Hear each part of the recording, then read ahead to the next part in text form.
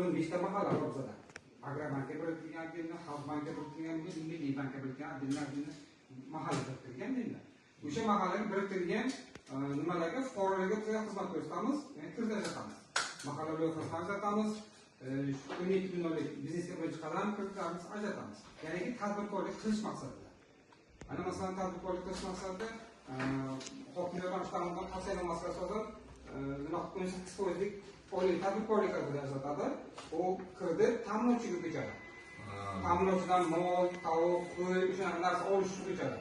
Keyin bu yangi tartib bo'ldi, yangi tartib, ya'ni bu kreditlarimiz to'g'ridan to'g'ri kreditchini o'zi pastiga tashlab beramiz.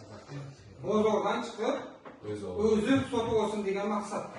O'sha mol, qo'y, chorva, parnik, tovuq, o'sha narsalarni bozordan chiqib, bozorda o'zi savdolashib olsin degan maqsadda biz plastikga tashlab beramiz.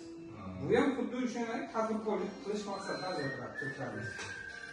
Ya'ni o'sha mahalla kreditlarimiz 50 millionlik, bu erkaklarga 25%, ayollarga 23%. O'sha o'z-o'zi band qilib, masalan siz o'z-o'zi band qilib ma'lumotnomani olasiz. Qaysi yo'nalishdan qat'iy nazar xohlasangiz, chorva yo'nalishiga, xohlasangiz tikuvchilik yo'nalishiga, masalan erkaklar masalan u ham uy hayvonlarini qarash, har xil yo'nalishlar bor. 150, 160 o'z-o'zi band qilish nimasi bor. O'shani yo'nalishga o'zi band qilgan holda pasport, ya'ni oluvchini pasportni tartibli asosida